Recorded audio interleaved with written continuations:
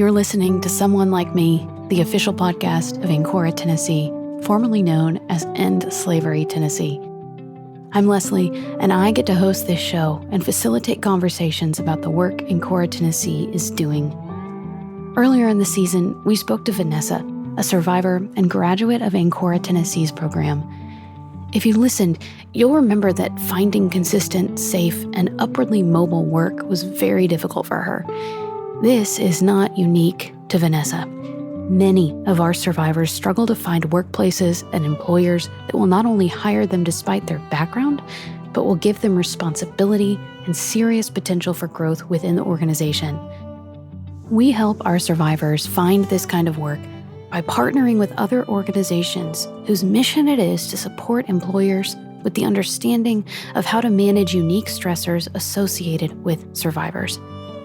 And at the same time, the organizations strategize with employers on how to create pathways to sustainable careers for those recovering from severe trauma. One such organization is Viable, and it's founded by today's guest, Ben Turner. Let's listen to how Viable's partnership with Ancora, Tennessee is helping survivors in long-lasting ways that will support their healing journey for a lifetime.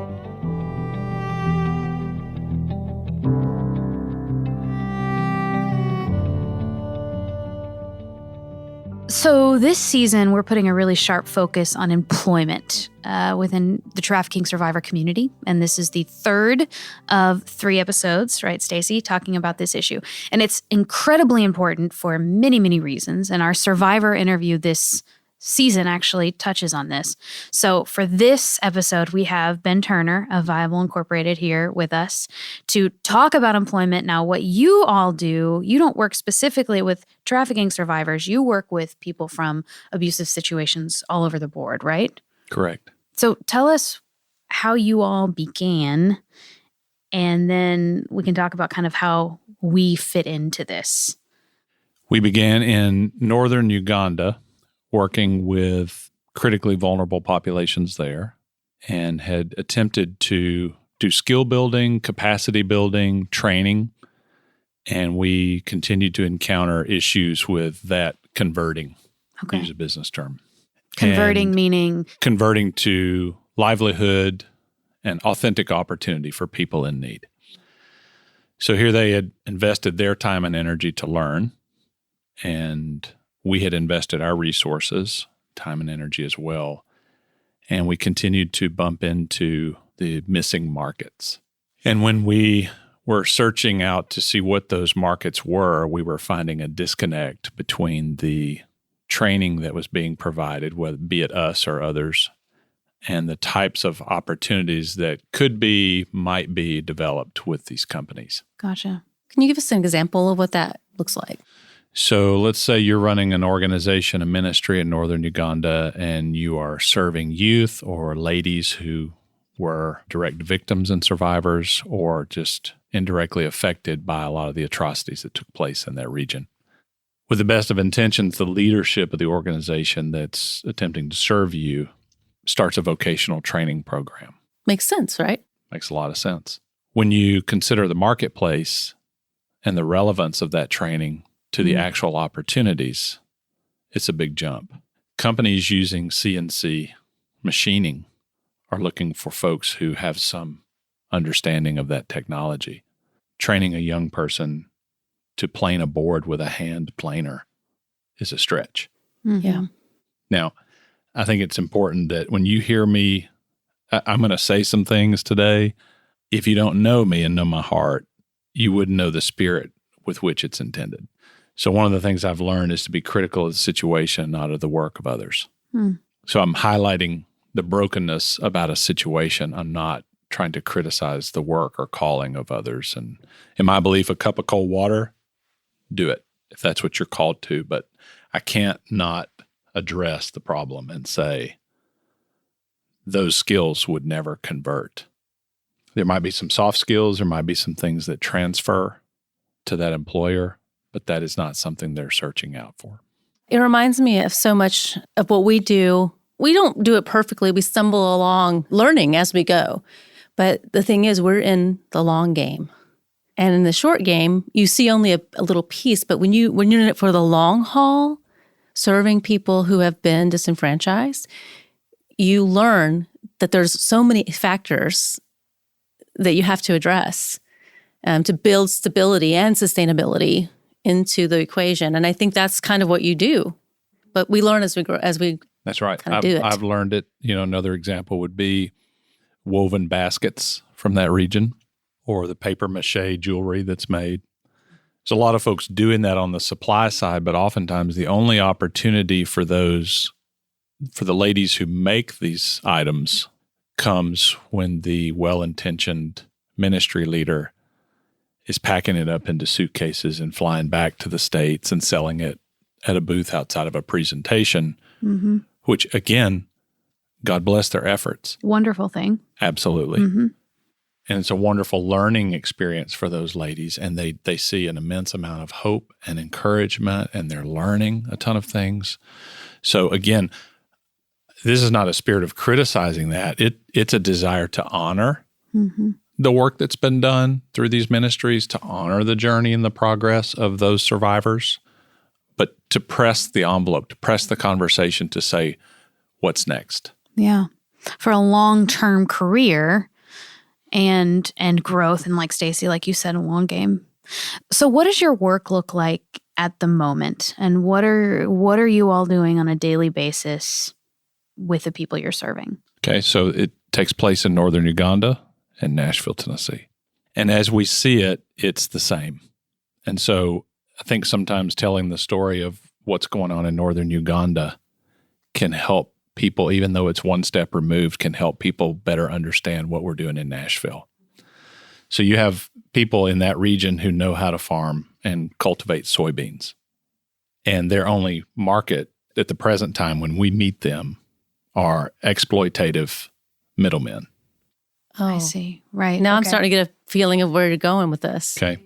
What these individuals want is a fair and honest price. They do not have the volume. They do not have sometimes the cultural or ethnic credentials to approach those who represent greater opportunity. And oftentimes they live a great distance. With our background, we can approach those multinational companies, those regional companies to have a business conversation to understand what are your needs. And then they disclose to you that they are currently procuring 60% of the supply that they would like to be procuring.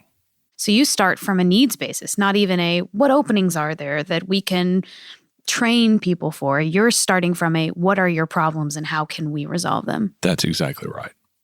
So it's all anchored in the marketplace. It's market-based. It's needs-based, market-driven, I would say. So you don't work, it's not like you're just job placement. You are working with employers to kind of rebuild opportunities for these people who are disenfranchised and who need opportunity and who are great assets. Could you say that again? Hold on, let me write that down. It's she on does tape. say it well, We got doesn't it on she? She's tape. gifted with words. Sorry to interrupt. No, you're fine. So there's a really natural, beautiful connection here with what you're doing and with the people we're serving here at this organization. When did you first come to learn of this organization and trafficking in general? 2017 would have been July, through a Rotary International presentation, local club. A friend of mine, Steve Grissom, knew that my attendance had been lacking due to travel and busy schedule and young children at home and a variety of other excuses. And he said, I'm starting my year as president of the club, and I'm making it a point for the first presentation to club members to be on the subject of anti-trafficking. I'd like you to come. So I attended that day. I heard the presentation, and at the end of the presentation, there were questions, but then there was this volunteer who was free to be a little more cavalier in her remarks. So she stands and she says, you can help. We covet your prayers, your financial support, volunteering. There may be opportunities for you to do that.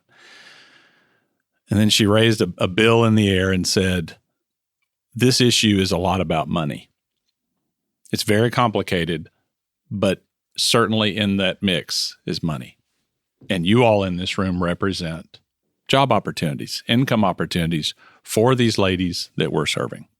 So when I heard that, knowing the type of work I had been doing, I knew there was something that compelled me to just go and introduce myself and begin a conversation. Who is that volunteer that raised that bill in the air? Could that have been our own Stacey Elliott? It's here, so Mike number funny. 3. Yeah. We were sitting here before we started recording the podcast, and I thought I had just met Ben for the very first time, and we got to telling the story, and I said, wait, when was that? Because I had just met Steve as well, who, by the way, is now overseeing the construction of all of our Survivor Restoration Campus. He was semi-retired, and well, it's funny how things work out, isn't it? So he's here, but so I was that volunteer. So great, which I think is hilarious. And Full Ben, I guess circle. I had met you before, but now we're in it together. And now that we've met, and just a brief few minutes here, I can see the spunk, the boldness that would have been behind the lectern that day to say, Yep. all this is great, but let me just really tell you. Oh, that's a Stacey. I could picture Stacey with a bill in the air saying, this is what it's about. Really? I mean, you saw an opportunity to look at business leaders and say, here is where you have impact. You can come volunteer. Please pray for these people affected. But what you have, your special perspective on this and your resources, this is what we need for long-term growth, rehabilitation, healing, thriving. Last season, we talked to Branded Collective, and we talked about the importance of creating these jobs that not only teach skills, like the literal putting together of jewelry, but the soft skills of showing up on time. If you are sick, how to call out, all of these sorts of things that people they haven't had these sorts of opportunities to practice them. And I think the word that in your mission statement, I wrote it down here, Viable connects survivors of abuse to meaningful employment. It's so important that the employment is meaningful, long-term, long game. This isn't just, we'd like to get someone for the rest of their lives to do this small sort of a thing. We're looking for growth. So can you talk more about how you work with businesses to make those meaningful opportunities happen for people who have experienced abuse? Yeah, I've heard it differentiated this way that oftentimes people are looking for a right now job, and then they're ready for a long game job, a career. So I think as you're interacting in the marketplace and you talk to business leaders, decision makers, I think the one thing that would be helpful for your audience to understand, and they likely know in their own experience, is that there are many highly qualified, compassionate people in the private sector, day in and day out, doing their jobs. They have business responsibilities, but they have a heart to see people grow and develop. And so I think I'll answer your question this way. I know I'm sitting across from the right type of business professional when they are speaking to me in terms of, I'll say something to them along the lines of, Viable's working to ensure that remarkable survivors, that's one of our favorite words, is remarkable, that they do not get lost in the transition from services and programs into whatever work it is that they pursue. I know I'm sitting across from the right individual when they say to me, and yes, we don't want people to get lost in transition into the workplace. They then may say something along the lines of, we would see this as unfolding in stages. We want to see people come in and build confidence. We want to see people build a strong foundation. Then we can begin to talk about specific areas of interest, ways that we can invest and help them to further themselves. That's the spirit of the conversation that I'm looking for. That's the right type of person. Tangibly, I'm looking for opportunities that have upside. It may be an entry-level position in a company, but the company itself presents all types of opportunity for professional and personal growth. And there's a culture there that is demonstrating that they invest in people. Yeah. Said another way, this is not a dead-end job because folks don't need us to apply. And I'm not being critical of that. If that's how you define success and that's where you are and that's what you want to pursue for this time, But for the folks who are coming to us, we're looking for those types of opportunities that have that longer term view. So what do you find to be realistic expectations for people who have experienced trauma? You know, you talked about confidence. So I would imagine there's a level of building confidence and trust. We talk about that a lot with survivors. Trust is a very, very big issue. And in the workplace, you kind of have to have a lot of trust. You know, so are there other examples that you come across that we can be thinking of when we consider survivors going into the workplace? When you ask about expectation, are you speaking in terms of levels of achievement or what they might expect in the way of their experience? Yeah, they're more about experience. Everybody's different and they're, like you said, remarkable. There are some very remarkable survivors. And in fact, one of the things I want to pick your brain on later is why do trafficking survivors make really great employees? But what do you find are some of the hurdles, the pitfalls that people who've experienced this tend to find when they come into a workplace? Related to trauma, you all would be the experts on all of the barriers there psychologically, emotionally. I find oftentimes that while individuals are working through their trauma, it's often a lack of exposure and vision. They've not seen what you're describing to them. It's the old teach a man to fish. I mean, you can teach a man to fish, but if he's never been to the lake or seen a fish, I'm not sure that carries very far. So one of the things we want to do is to see survivors enter a workplace, even if it's just an exercise in let's go and see it. Simply to walk into an office with painted drywall and some level of decor and professionally dressed employees, it can take a minute for them to just sort of look around. Well, we don't know what we don't know. And for anybody, you don't know, if you haven't seen something, you don't know what to contextualize. And I think if we go back to what, you know, we're speaking about the subject of work and recognizing that work has represented something totally different in someone's past and earning money. And so there has to be a sensitivity there to say that I can walk into an environment. I might be nervous in a certain boardroom, or I might be nervous, you know, coming in here to record this because it's a new environment for me, right? But I think that's a little bit of you can have the market savvy and you can identify opportunities, but if you're not trauma informed, to be willing to walk with someone and ask them to take the next step, they don't know what to expect. What it reminds me of is a word I love, and that's accessibility.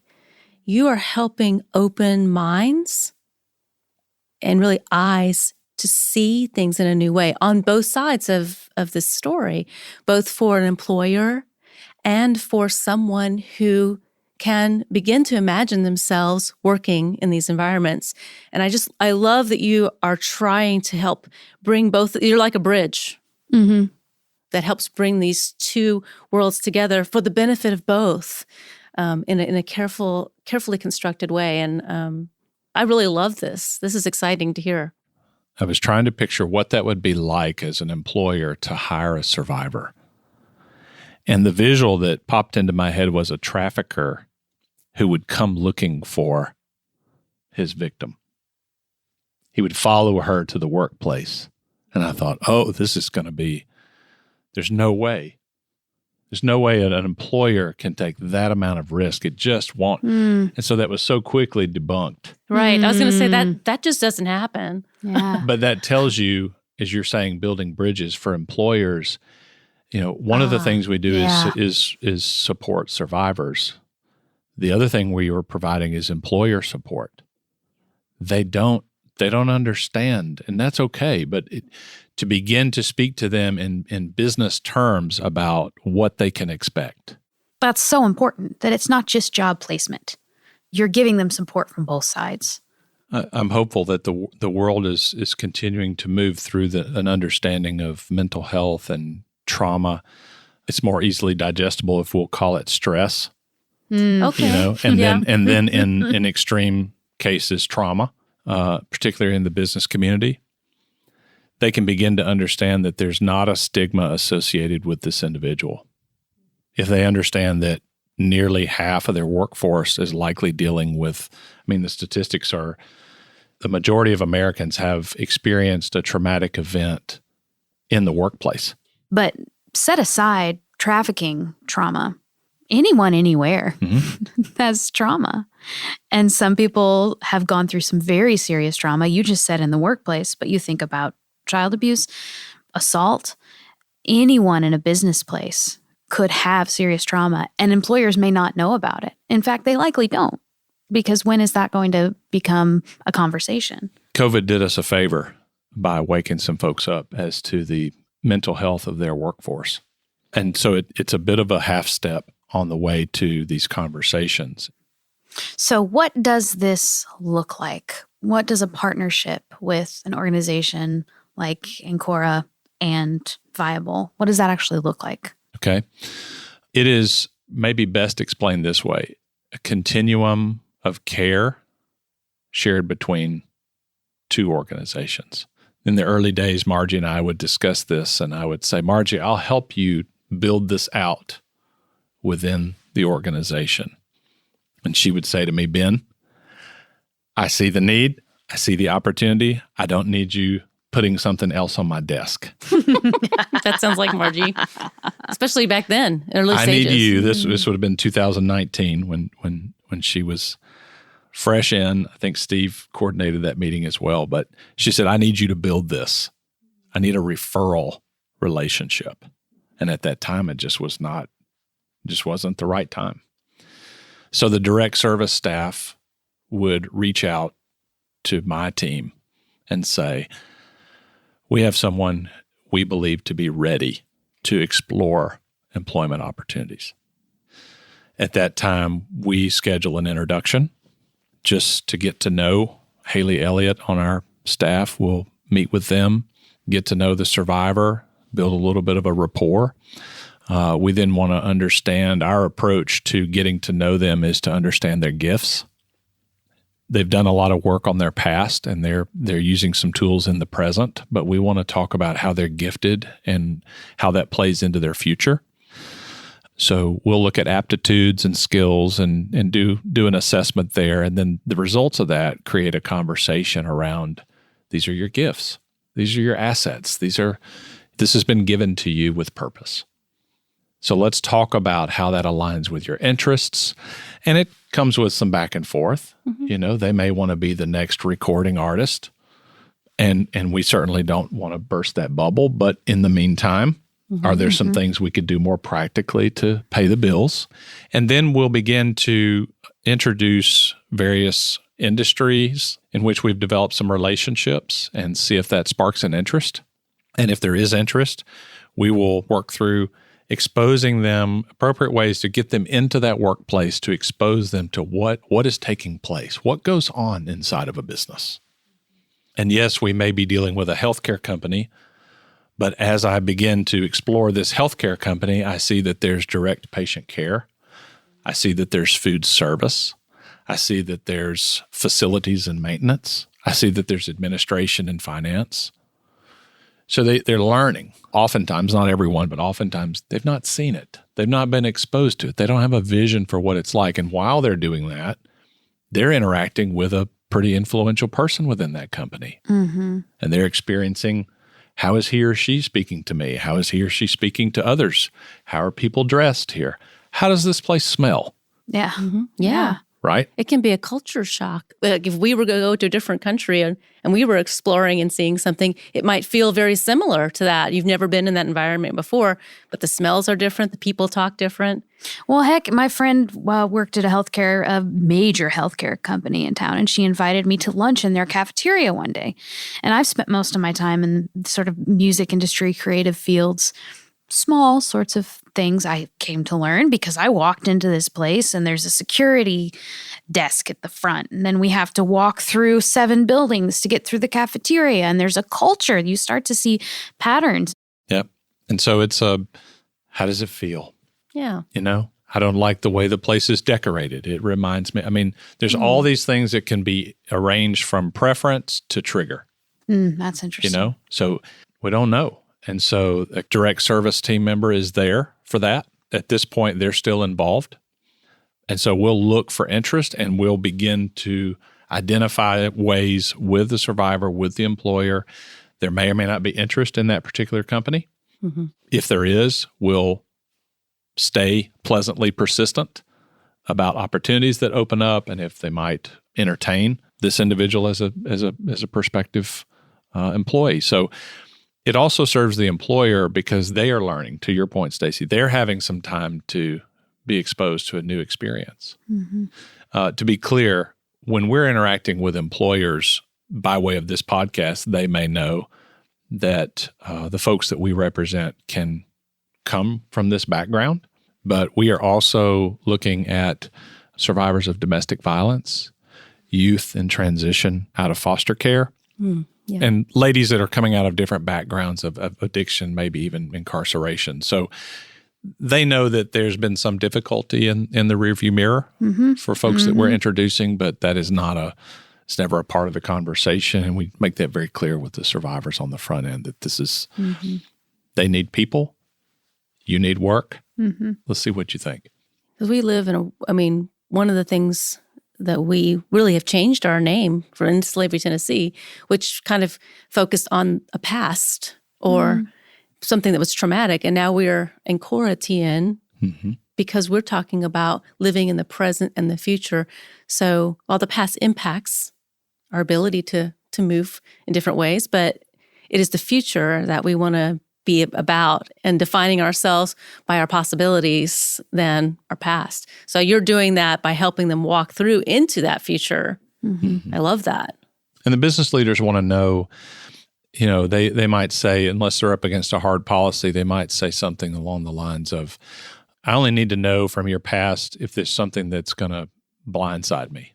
Oh, yeah. If there's something I need to know, and oftentimes you'll see that on a disclosure in an application or so forth. But the types of folks we're looking for, they're really interested in saying, I'm interested in the conversation today and what we can do together moving forward tomorrow. Yeah. So if there's an employer listening to this podcast right now and they are thinking, hey, I'm not sure what this would be like, but I really want, my heart feels right about this. What if you do decide, hey, I'd like to strategically kind of get involved in this somehow? What would you have them do? How would they do that? I'd ask them to contact me Okay. so we can have a discussion. So we will definitely have that available. Yeah, it'll be in with the our show podcast. description for sure. Yep. They likely have some of the same questions I had. And if I don't have the answer, we'll go find it or maybe find it together. But I would say to them, when it comes to needs, I would say if you're in the business community, you have direct influence or know someone who does, I would do the old pitch and I would say, are you looking for people who are compassionate, have a desire to help others, are loyal, creative, grateful, bring a unique perspective, task-oriented, and might even have that, what I would call old school, the hustle factor? Nice. That's what I see. When you've heard the stories on this podcast or have sat in northern Uganda and heard some of those stories, sometimes I sit and wonder how it is that someone that's been through that can get up every morning and go about their day. Honestly, that's where the word remarkable in my mind comes from. They have survived. So to me, that they can move forward and that there can be hope rekindled, that there is joy, So much joy. I know. It's what I love to help people understand about the folks we work with. People think of human trafficking and they have this horrible picture in their mind, but in truth, when a person is allowed to walk through that, they become like this, we have a definition of hero, and you've just described what I think would be a great way to reframe what heroic means. It means to just experience something difficult and learn, grow, and continue to be joyful and hopeful and resilient. And that's what we work with. That's really what characterizes this organization more than I think what a lot of people think about. it's so compelling to be in the presence of someone who has, you don't have to know the details. It's none of my business. And it's not important. Yeah. It was awful. Yep. Let's just leave it at that. Yep. It's enough. It was hell on earth. Mm-hmm. And then from there is just to say, wow. And I oftentimes walk away and what am I doing? You know, yeah. You know, Yeah. it really challenges me. That's a genuine expression to make to folks in this situation, is to say, you're really challenging me. Like, I'm here to learn. You know, sometimes my friends will teach you going over there to teach those folks to do this and do that. I'm like, no, I'm going over there to learn. If you'd see the ingenuity, you'd see the creativity, you'd see the tenacity. Yeah. Tenacity. She's raising 6 kids on $13 a month, 2 kids she wanted, 2 kids that she didn't want, that she ended up with, if I could just say it that way, 2 that she's brought in from the community that were orphaned, and she's raising them on $13 a month. What am I going to teach her about budgeting, getting blood out of it? Give me a break. Yeah, it's miraculous, really. She wants opportunity is what Yeah. she wants. Yeah. She knows how to work. She knows how to watch her pennies or shillings. So do you have any stories through the years that are particularly special for you to tell? Any success stories that really, we're talking about heart, that really speak to the heart of both sides of the coin that you serve, employer and employee? So most recently in Ancora, survivor, alumni, trafficked for 20 years, familial trafficking. When I first met her, she had been through our gifts and aptitudes and skills process and had been invited to our office, which was a big step, I understood, for her to make. And our team did a great job of just the sensitivity. I was not in the room to begin the meeting. And at the appropriate time, the survivor was asked, would you mind if Ben and another of our colleagues joined us, another man? She said she appreciated the question and said that'd be fine. So she's there, direct service team members there, and we walk in. And 20 minutes was about all that she could take. At the 20-minute mark, I saw her begin to look at the team member, Ancora team member, as if to say, time to go. Today, she has a full-time job with a very reputable, long-standing company in this town. At a 30-day review, these were the comments made about her from the employer. She's doing very well in her position. We've been impressed by her and how quickly she's caught on. She has exceeded our expectations. A couple of weeks ago, several people were out with COVID, and she really stepped up. People came from other departments to let us know how well she did and that she stepped into the situation. We have no issues whatsoever with her professionalism. Hello. Is this thing on? Yeah. Sorry, mean- we're crying over here. No problem. I mean, we're just blubbering. That's why we do this. That's Yeah. why we're here yeah. for stories like that. Mhm. I can't believe I'm crying, but I guess I can. It's Yeah. beautiful. Thank you for sharing. Mhm. And just last week, we learned that she is, someone else has been hired into the department, and she's training them in her position so that she can progress on to another project. That's what we want. That's all anybody wants. Mhm. Right. On both sides of the story. In our minds, this is all about Ancora, and this is all about this employer. This is all about this survivor. And we were just honored and privileged to be a part of it.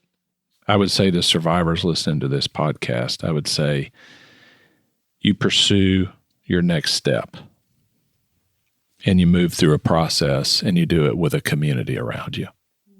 And you've got Ancora, and you can have Viable, and you can have your other friends, other survivors, whatever that community is, you know, because in Viable we say they want opportunity and community. And for us, we would say faith. So where am I finding those things?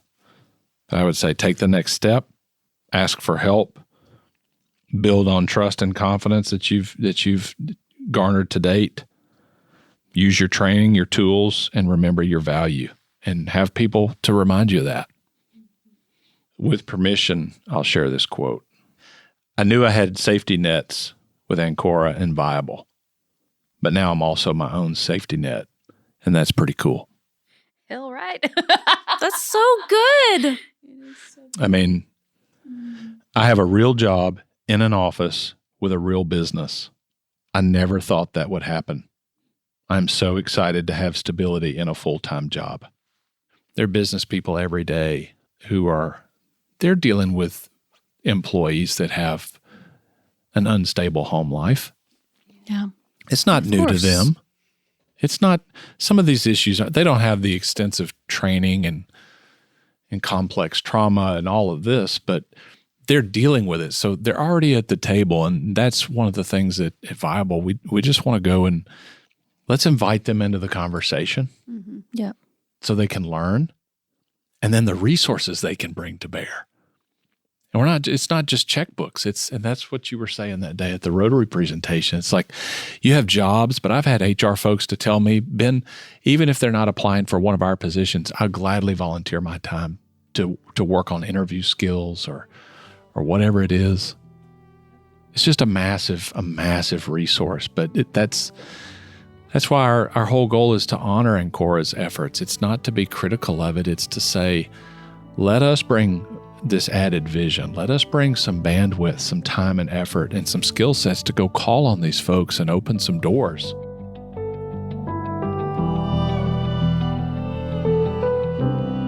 We'd like to thank Junior League of Nashville for being a community awareness partner with Someone Like Me. Our producers are Stacey Elliott, Caitlin Reed, and myself, Leslie Eiler Thompson. In addition to being a producer, Clara Bittigary Curtis is our engineer, and she is assisted by Selena De La Cruz. Special thanks to our intern, Riley Herman. The original music you hear is by Zach and Maggie White.